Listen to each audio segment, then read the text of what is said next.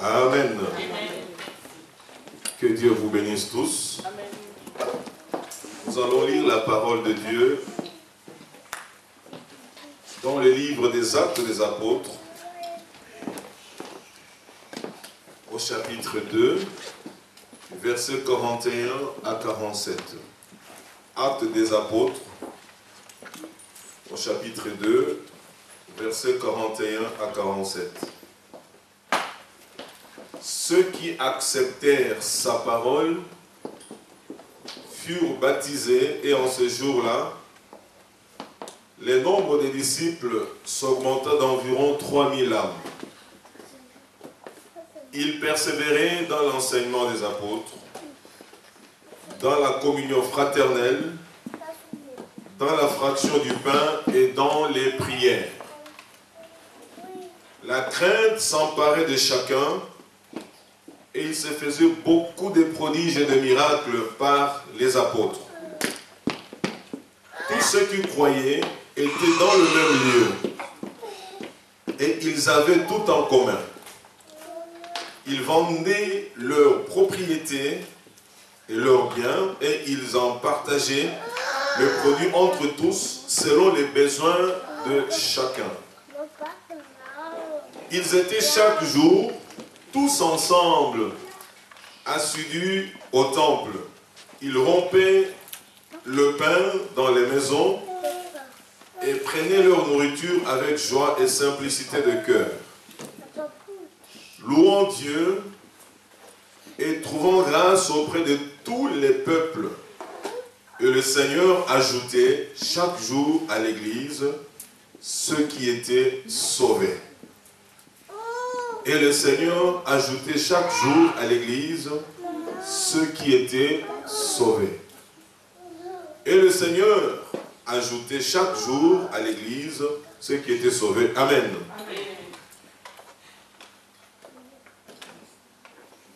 Je vais vous parler concernant la prière. Et j'ai intitulé ce partage « Quelques modèles de prière dans la Bible ». Quelques modèles de prière dans la Bible. Lorsque le Saint-Esprit a démarré l'Église, il y a plus de 2000 ans maintenant, le Saint-Esprit avait amené une vague céleste sur les disciples du Seigneur, les 12, puis les 70 et après les 120. Comme ils étaient tous assemblés dans la chambre haute, priant, louant, s'attendant toujours à la venue du Saint-Esprit, le Seigneur, au jour marqué, il les baptisa de son Esprit Saint. Et ce jour-là, l'apôtre Pierre, les disciples de Jésus, s'éleva et proclama l'évangile. Ce jour-là, il avait gagné à peu près 3000 membres. Et l'Église est allée comme ça, grandissant, jusqu'à aujourd'hui. Mais, qu'est-ce qui a fait que l'Église du Seigneur grandisse? C'est parce que ceux qui croyaient, qui se repentaient de leurs péchés, toutes ces personnes s'étaient retrouvées ou se retrouvaient dans un même lieu. Et lorsqu'ils se retrouvaient dans un même lieu, que nous appelons temple, synagogue, aujourd'hui église, ils faisaient 4 choses principales qui les distinguaient des non-croyants, qui les distinguaient des païens. Ils faisaient 4 choses principales. Premièrement, ils persévéraient dans l'enseignement des apôtres.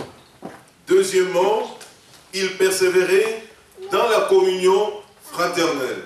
Troisièmement, ils persévéraient dans la fraction du pain. Et enfin, il persévérait dans les prières. Et ce qui fait que, parce qu'il persévérait, les seigneurs leur faisaient trouver grâce auprès de tous ceux qui n'étaient pas encore chrétiens. Et par leur témoignage, tous qui étaient sauvés, le Seigneur les ajoutait dans son Église.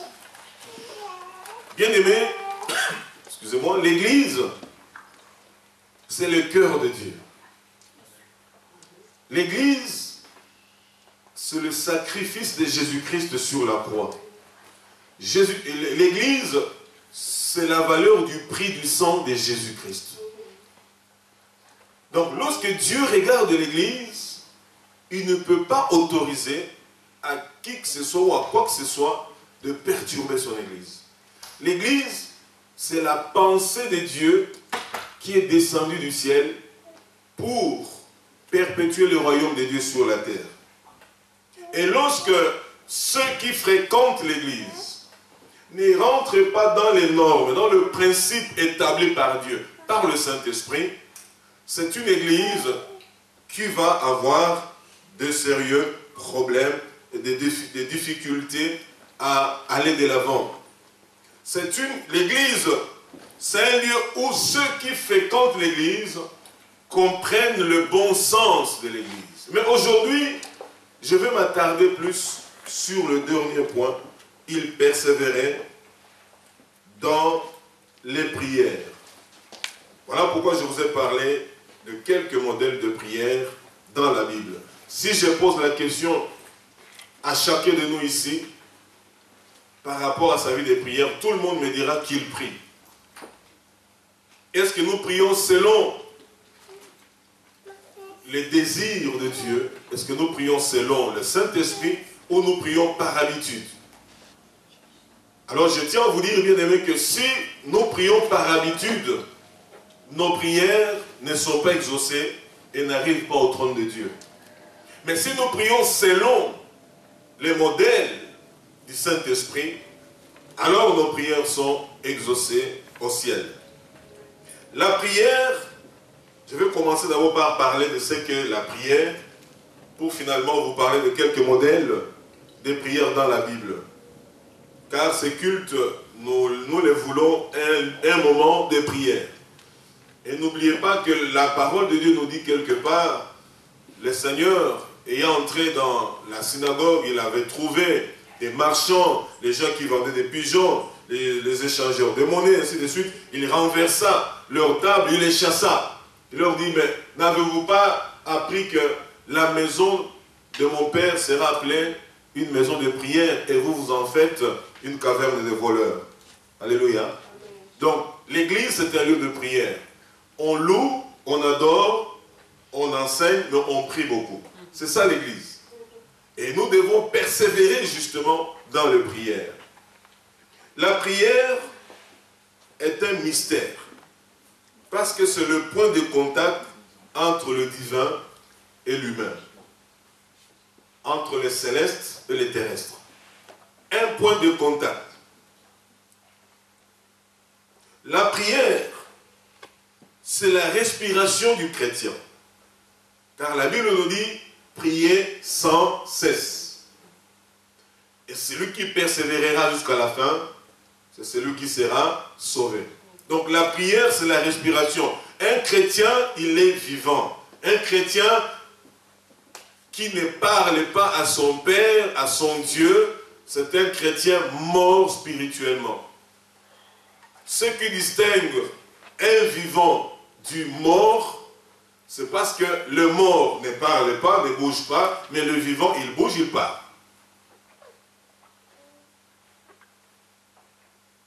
La prière, c'est une arme offensive qui nous permet d'attaquer nos ennemis et de détruire aussi leurs plans. Donc la prière, c'est une arme offensive. Voilà pourquoi souvent, nous Africains, nous aimons les combats entre guillemets spirituels. Et parfois on le fait en désordre. Pourquoi? Parce que la violence est en nous. Et dès qu'on dit maintenant c'est le combat spirituel, même quand quelqu'un était fatigué, même quand il était malade, il rassemble ses efforts parce qu'il sait maintenant que c'est la violence. On est habitué comme ça. Il faut attaquer. La prière, c'est une arme offensive. Ne pas l'utiliser, c'est toi qui seras tout le temps offensé, détruit. La prière nous permet de faire une incursion dans le camp de nos adversaires pour arracher notre héritage et nos bénédictions. Donc, le camp de l'ennemi est barricadé complètement. Il n'y a pas accès. Nous n'avons pas le visa pour entrer dans ce camp-là. Nous n'avons pas de personnes qui peuvent parler à notre faveur pour accéder à cet endroit-là. Le Seigneur, le sachant, il nous a donné une arme, la prière. Par la prière, quand nous prions, la prière peut entrer et accomplir les desseins de Dieu là où nous ne pouvons pas arriver. La prière. C'est aussi une arme défensive, la prière, qui nous protège contre les flèches de l'ennemi, qui nous protège contre les mauvais sorts, qui nous protège contre les malédictions, qui nous protège contre les pièges de l'ennemi. Donc la prière, bien aimé, c'est un tout. La prière.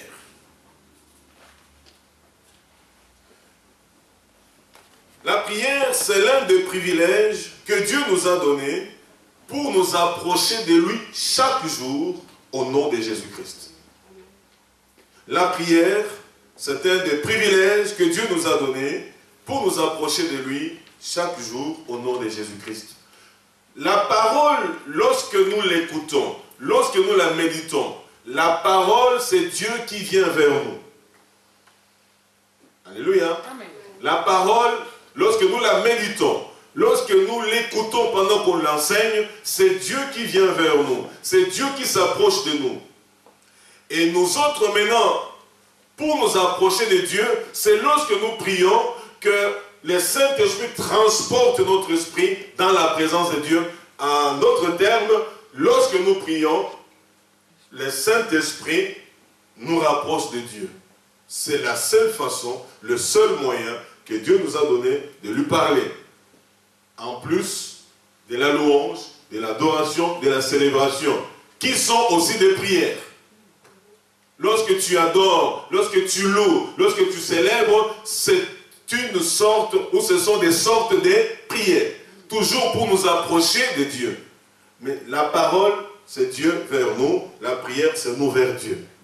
C'est ainsi que vous devez comprendre l'importance de prier. Prier, c'est parler au cœur de Dieu. Prier, c'est prendre la défense et de plaider pour la cause des faibles. Donc, il y a un frère, une sœur qui traverse des moments difficiles, c'est un faible à ce moment-là, n'est-ce pas? Il est faible. Mais Dieu ne peut pas permettre que nous tous, nous soyons faibles au même moment. Parce que si nous tous nous sommes faibles au même moment, nul ne s'élèvera pour soutenir l'autre. Alors, prier, c'est aussi prendre la défense et de plaider pour la cause des faibles. Quelqu'un qui pleure, quelqu'un qui est dans les difficultés, quelqu'un qui est en souffrance. Vous pouvez voir quelqu'un venir à l'église, mais la personne est en souffrance. Il y a des frères et des sœurs parfois qui ont des difficultés de dormir parce qu'ils sont trop tourmentés dans leur temps de sommeil. Il y a des frères et sœurs qui sont mariés mais qui vivent les cauchemars dans le mariage. Ce sont des faibles. Il faut les soutenir dans la prière. Il y a des frères et sœurs qui traversent des moments difficiles parce qu'ils sont au chômage ou parce qu'ils manquent de séjour. Ils sont faibles dans cet état-là. Il faut qu'il y ait des hommes et des femmes qui sont forts, qui se lèvent pour défendre leur cause. Prier, c'est le fait aussi de se placer, d'une part, entre Dieu et les hommes, et d'autre part, entre les hommes et le diable. C'est un privilège que nous avons d'intercéder pour les hommes auprès de Dieu et de prier pour leur délivrance. À ce moment-là, quand il s'agit de la délivrance, je me mets entre Satan et l'homme. Quand je dois intercéder pour bénir quelqu'un, je me mets entre l'homme et Dieu. C'est un honneur, n'est-ce pas? C'est un privilège. Alors, bien-aimés, nous devons, en tant qu'Église, comprendre cela. En tant que frères en Christ, en tant que sœurs en Christ, comprendre que nous avons un rôle à jouer. C'est vraiment un privilège. Mais on ne doit pas prier n'importe comment. Il faut que la personne qui prie, comme on l'a dit dimanche passé, ait un cœur juste, un cœur pur, un cœur exempté des révoltes, un cœur qui est séparé et libéré de l'amertume, libéré de la colère, libéré de la méchanceté, libéré du mensonge. Parce que la Bible déclare que Dieu n'exauce pas les pécheurs. Mais il est auprès des miséricordieux. Alors, peuple de Dieu, nous voyons que la puissance et la force de l'Église primitive étaient dans ces 4 axes. Mais nous allons plus insister sur le dernier axe, les prières. Donc, quelques modèles de prière dans la Bible. Donc, nous nous sommes mis d'accord par rapport aux quelques définitions que je viens de vous partager plutôt au sujet de la prière. Nous commençons avec le premier aspect, ou le premier modèle de prière, dans Luc 22, versets 31 à 32.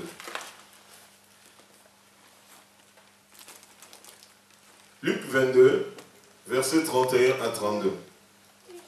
Le Seigneur dit, « Simon, Simon, Satan vous a réclamé pour vous cribler comme le froment. Mais j'ai prié pour toi, afin que ta foi ne défaille point. Et toi, quand tu seras converti, affermis tes frères. » Amen.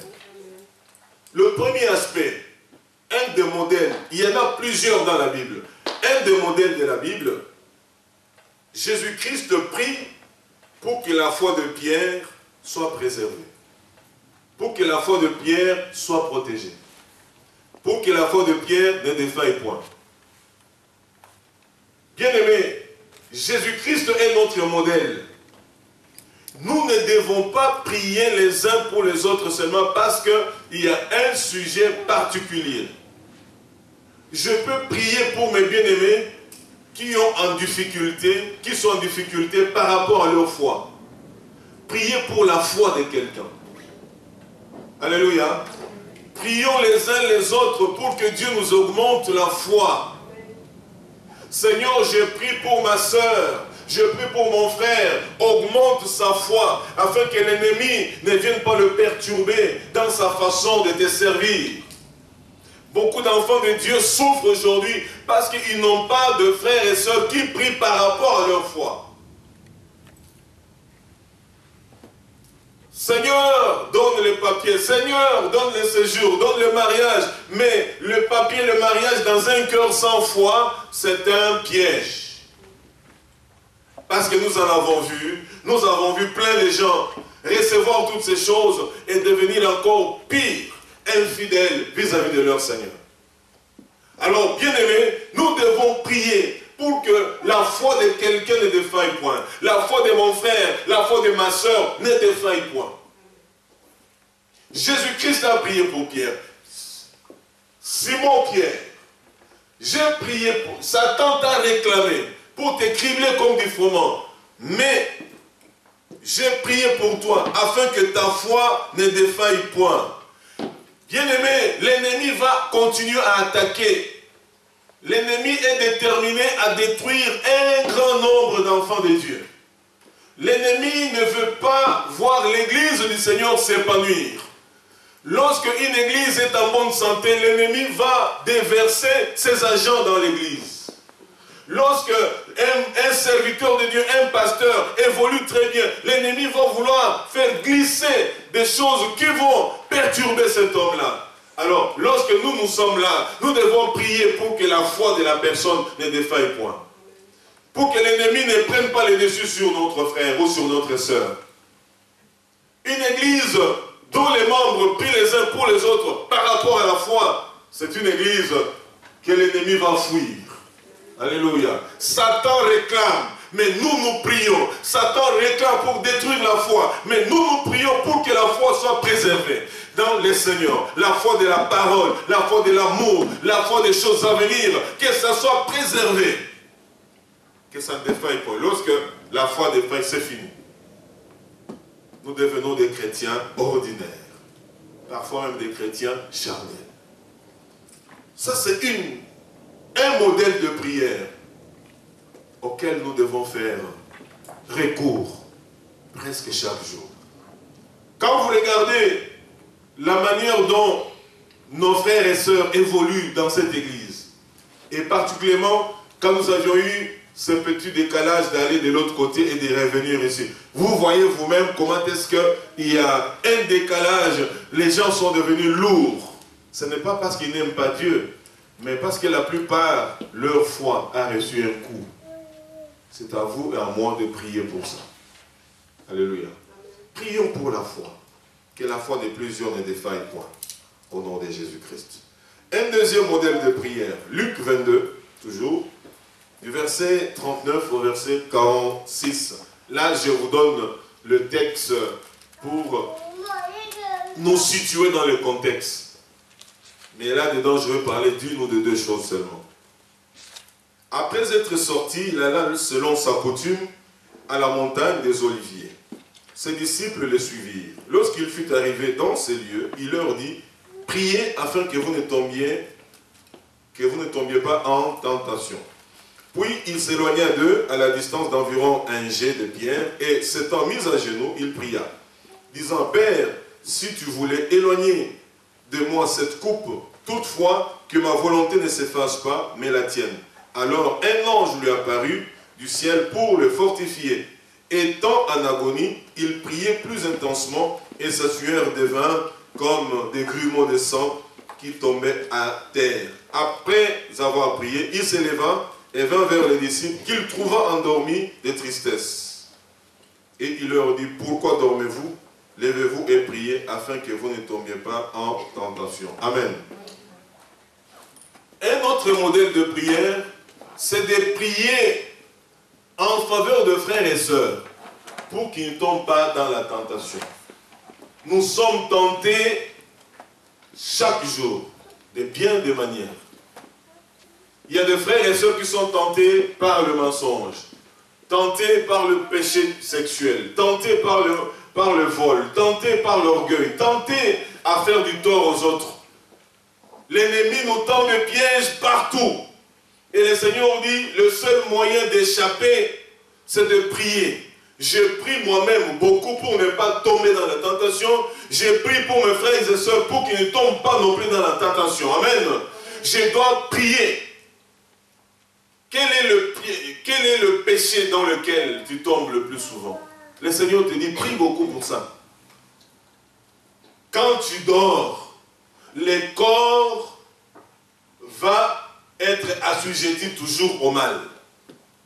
Et ton esprit va s'affaiblir. Voilà pourquoi nous devons prier.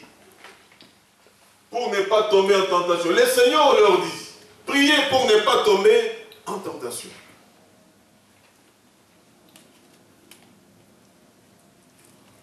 Amen. Et pendant qu'il priait, il recherchait la volonté de Dieu. Dans cette prière-là, il dit, pas tomber en tentation, et puis Seigneur, que ta volonté à toi s'accomplisse. Là, il y a des moments où nos prières ne sont pas exaucées. Pourquoi? Parce que nous avons déjà une volonté au départ de prier. Je veux que quand je prie, que ce soit comme ça, comme ça, comme ça, comme ça. Mais lui, Jésus-Christ pouvait même dire à son Père, non, non, c'est trop dur pour moi, j'arrête cette histoire.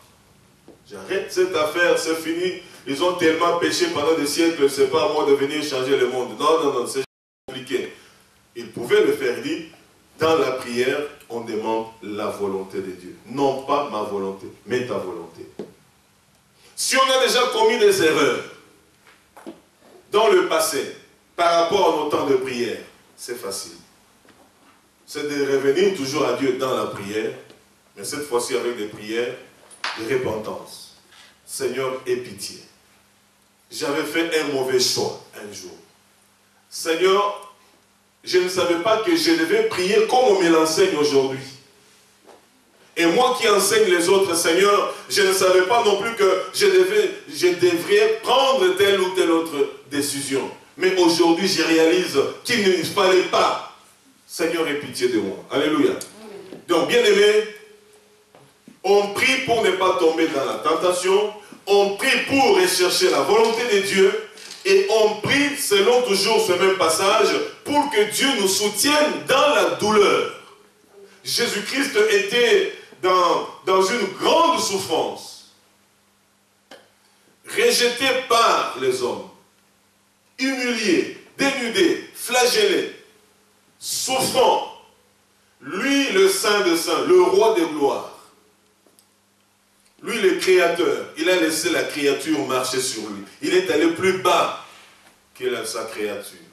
Amen. C'était tellement dur qu'il a prié intensement. Seigneur, Seigneur, si telle est ta volonté, sinon tu peux éloigner de moi cette coupe. Et quand il a prié comme ça, le Seigneur, son Père, a dépêché un ange pour venir le soutenir. Bien aimé, pendant que nous prions par rapport à la tentation, pendant ce temps-là, le Seigneur nous aide à récupérer des forces et le Seigneur nous soutient pour que l'ennemi ne nous perturbe pas. Que Dieu aide quelqu'un au milieu de nous.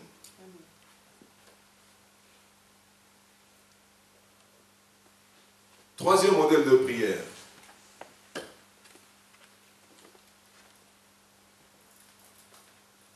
Luc 23, versets 33 à 34.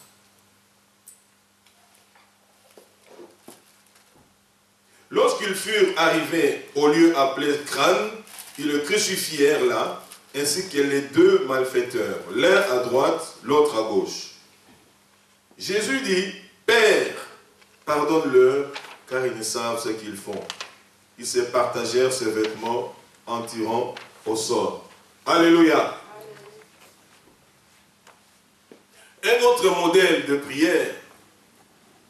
Jésus-Christ prie pour que son Père pardonne à ses bourreaux. Que Dieu pardonne à ceux qui lui font du mal.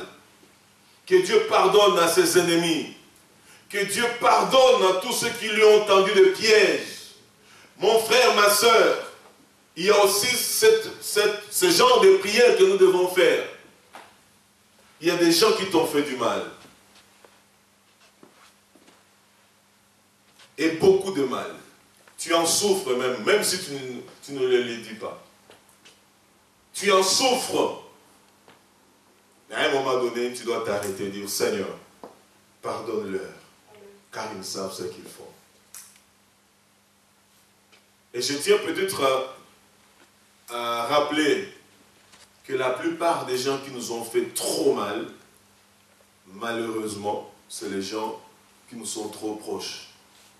Et parfois, c'est plus les gens même de notre propre famille.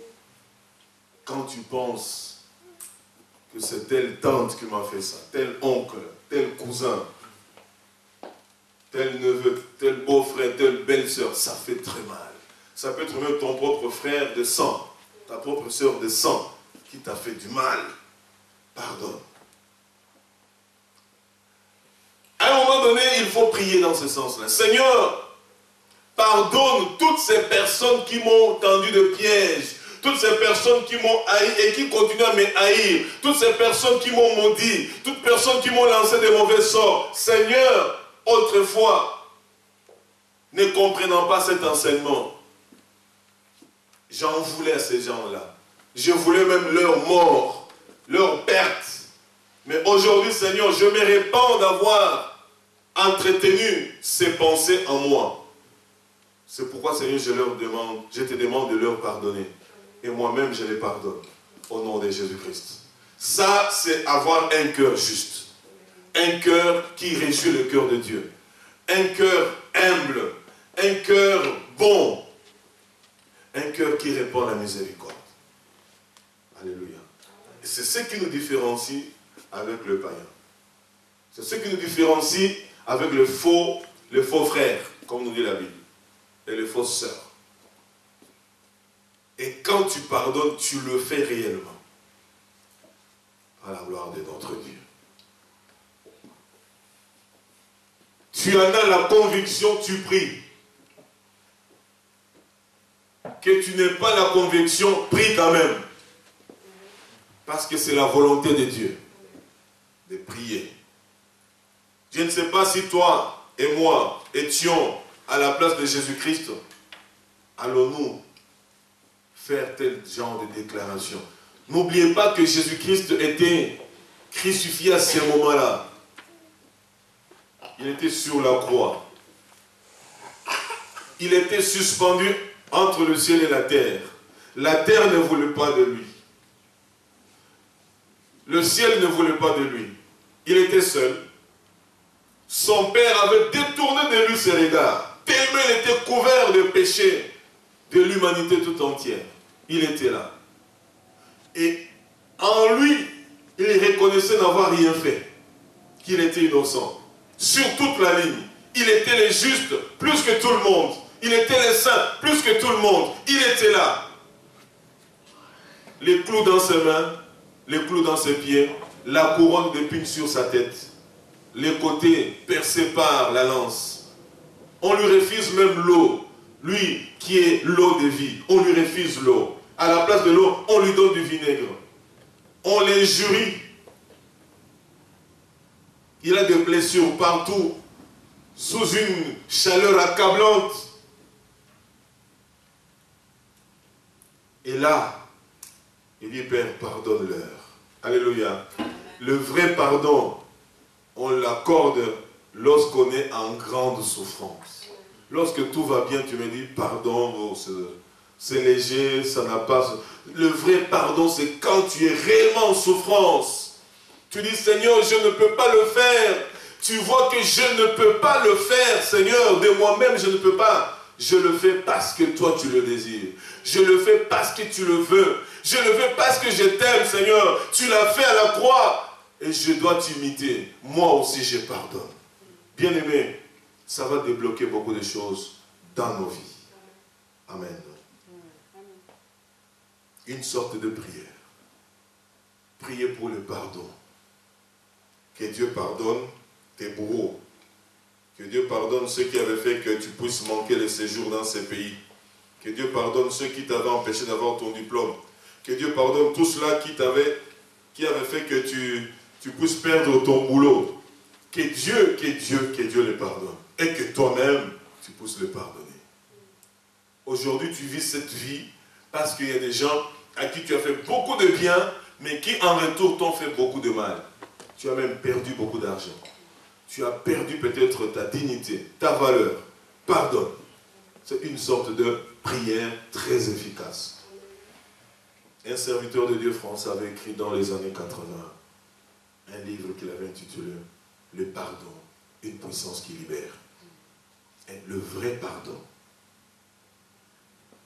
Une autre sorte de prière, nous l'avons dans Jean 17. Jean 17. Je commence la première partie du verset 9 au verset 12. C'est pour eux que j'ai prié. Je ne prie pas pour le monde, mais pour ce que tu m'as donné, parce qu'ils sont à toi.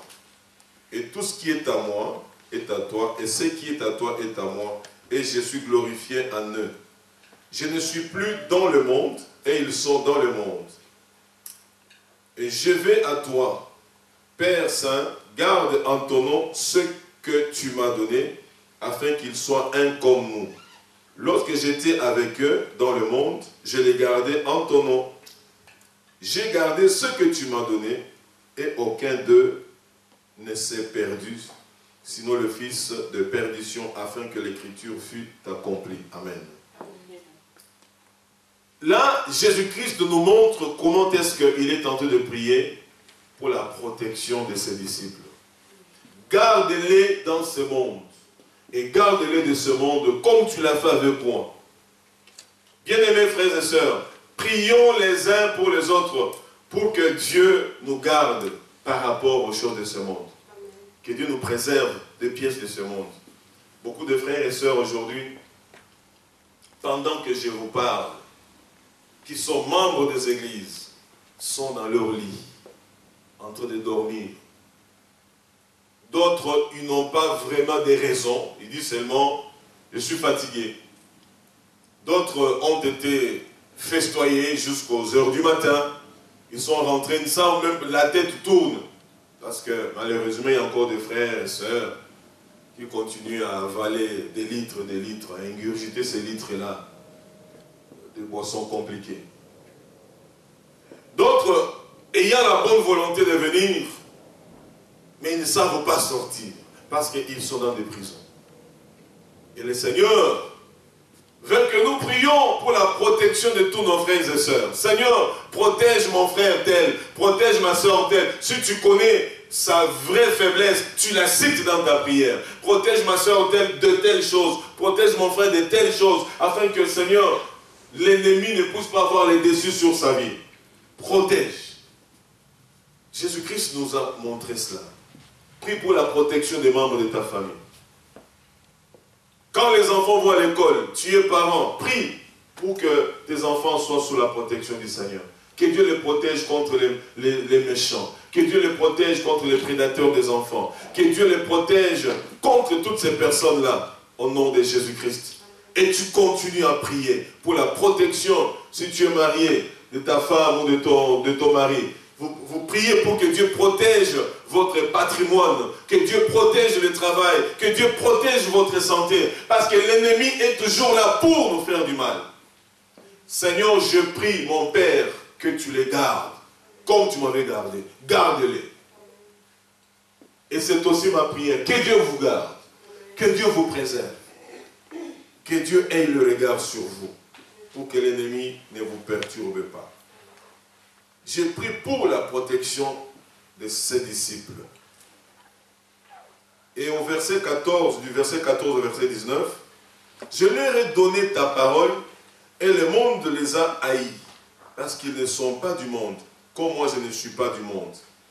Je ne t'ai pris pas de les ôter du monde, mais de les préserver du mal. Prions pour que Dieu nous préserve du mal. Seigneur, je suis invité dans une réunion de famille.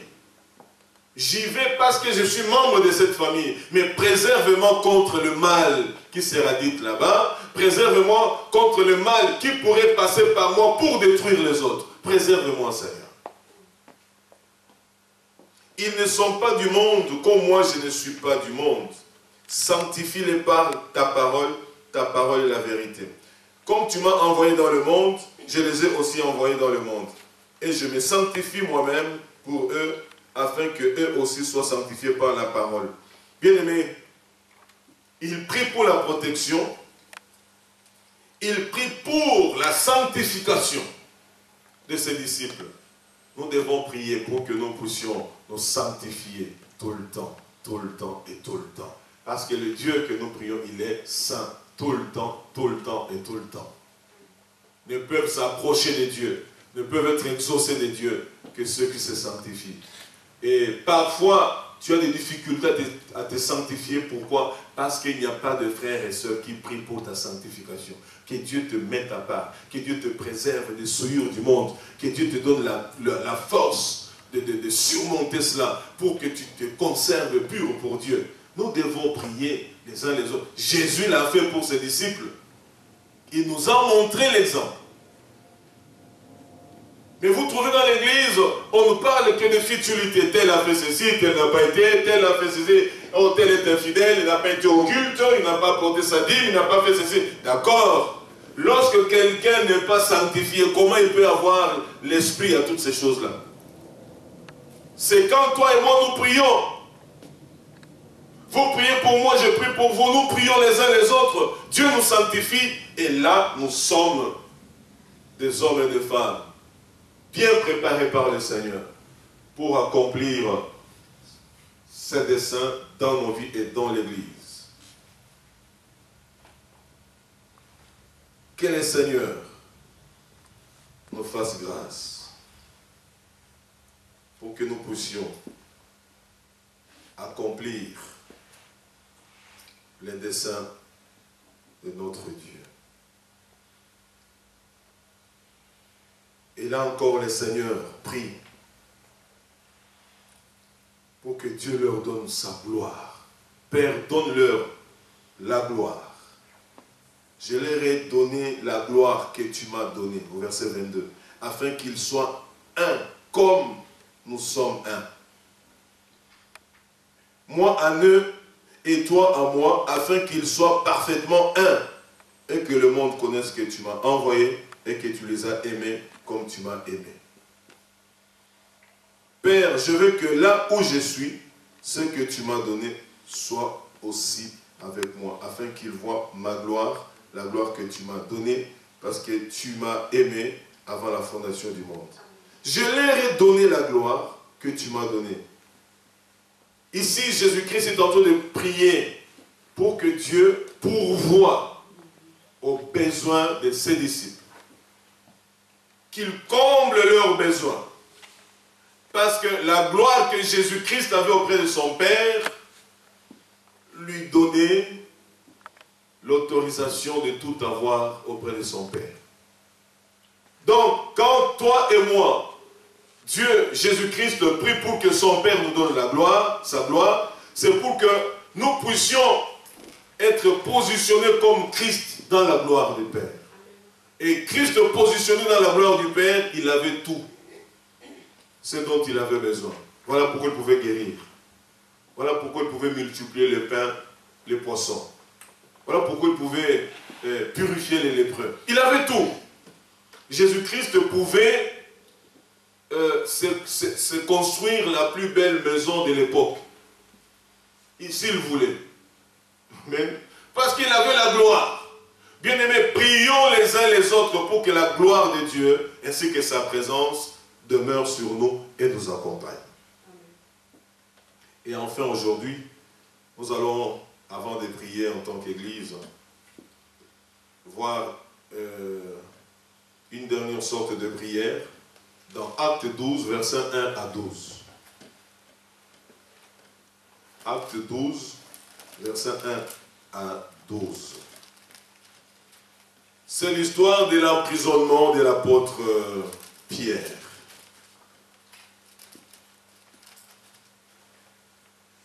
Vous irez lire ça chez vous à la maison, mais moi j'ai voulu quelques versets seulement. À partir du verset 4. Après l'avoir saisi et jeté en prison, il est mis sous la garde des 4 escouades, des 4 soldats chacune, avec l'intention de le faire comparaître devant le peuple après la Pâque. Pierre donc était gardé dans la prison, et l'Église ne cessait d'adresser pour lui des prières à Dieu. Alléluia. La nuit qui précéda le jour où Hérode allait le faire comparaître, Pierre lié de 2 chaînes, dormait entre 2 soldats, et des sentinelles devant la porte gardaient la prison. Et voici un ange du Seigneur survint, et une lumière brilla dans la prison. L'ange réveilla Pierre en le frappant au côté et en disant « Lève-toi promptement ». Les chaînes tombèrent de ses mains. Amen. Pierre donc au verset 5 était gardé dans la prison et l'Église ne cessait d'adresser pour lui des prières à Dieu. Quel est un des rôles ou une des missions de l'Église? C'est de prier pour que ceux qui sont dans la prison de Satan, qui sont dans la prison de ce monde, soient totalement libérés. Ça, c'est une des missions de l'Église. Une des fonctions, un des rôles que nous devons jouer. C'est de prier en faveur de nos frères et sœurs qui sont encore dans la prison d'Hérode. Hérode, ici, c'est le symbole de Satan.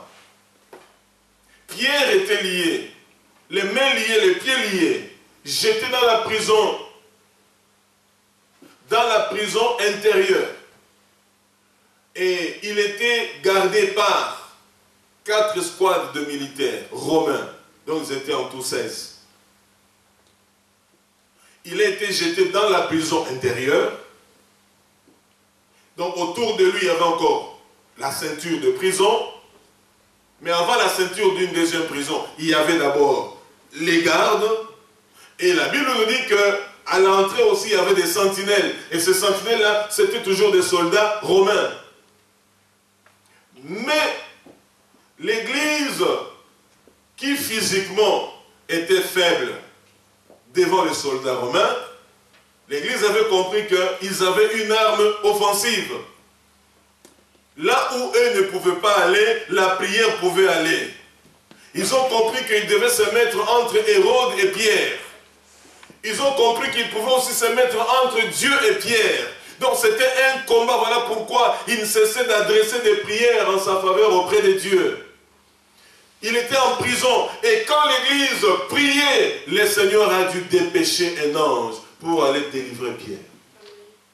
Lorsque l'Église prie, le Seigneur provoque le mouvement des anges autour de nous.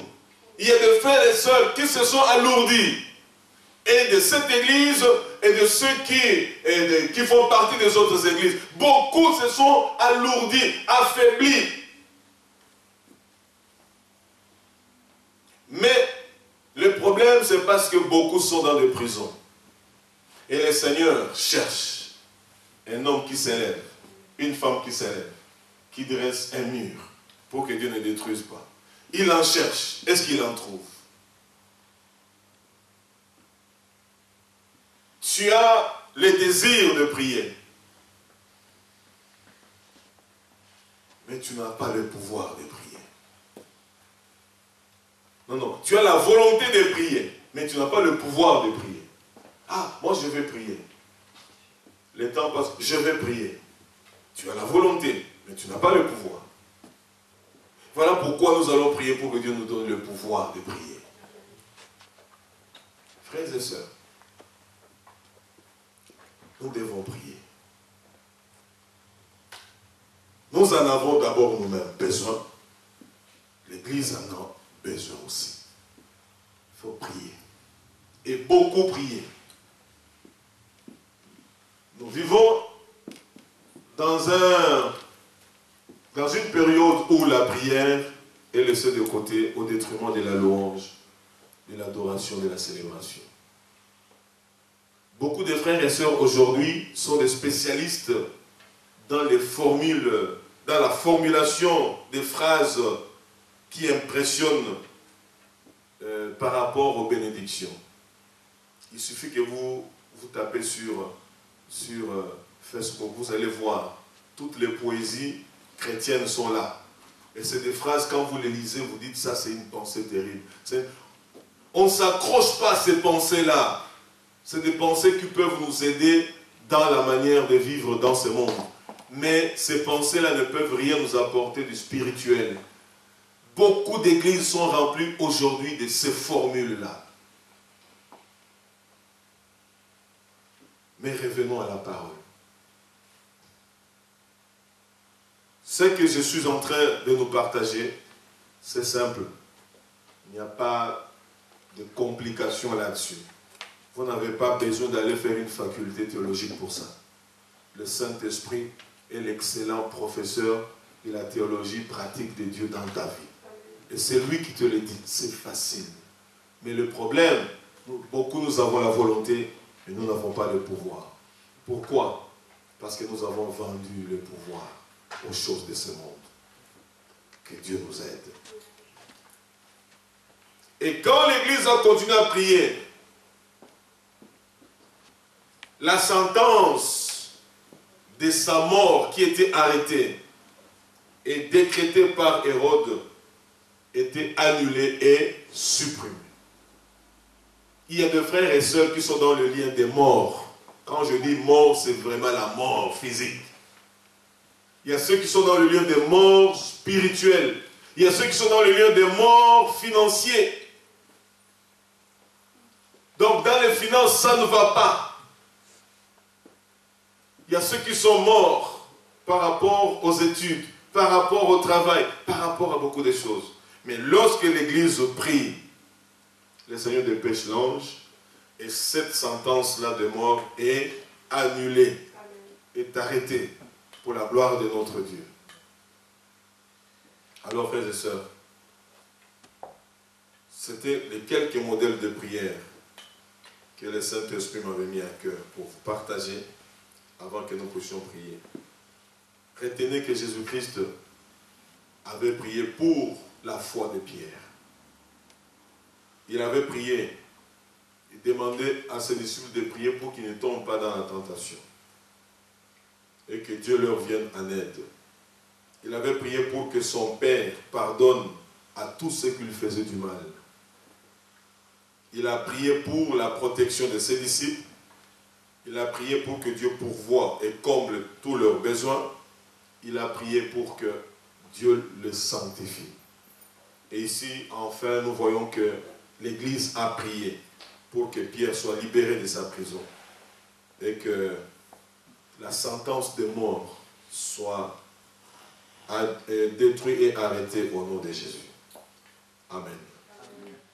Voilà.